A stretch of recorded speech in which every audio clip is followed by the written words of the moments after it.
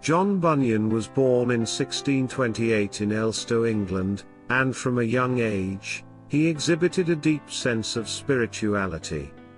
However, his early life was marked by reckless behavior and a lack of direction. It was during his military service and subsequent struggles with his faith that he began to seek a more profound relationship with God.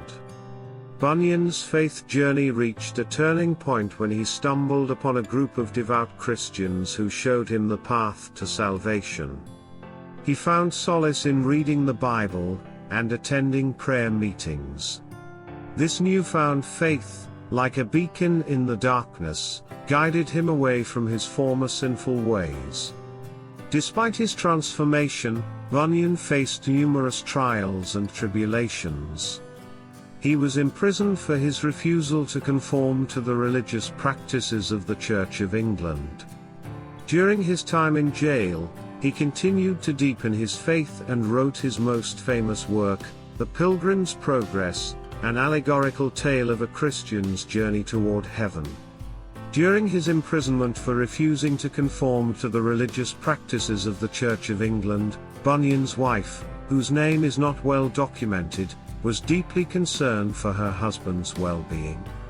She prayed tirelessly for his freedom, trusting in God's divine intervention. As the years passed, John Bunyan remained steadfast in his faith while incarcerated, but his wife's prayers never wavered. She believed that God would answer her plea for her husband's release. Her steadfastness and faith were a source of strength for Bunyan during his darkest hours. The specific moment of answered prayer occurred when, after nearly 12 years in prison, John Bunyan was unexpectedly released. This release was indeed miraculous, as it came without any clear explanation or change in the political climate.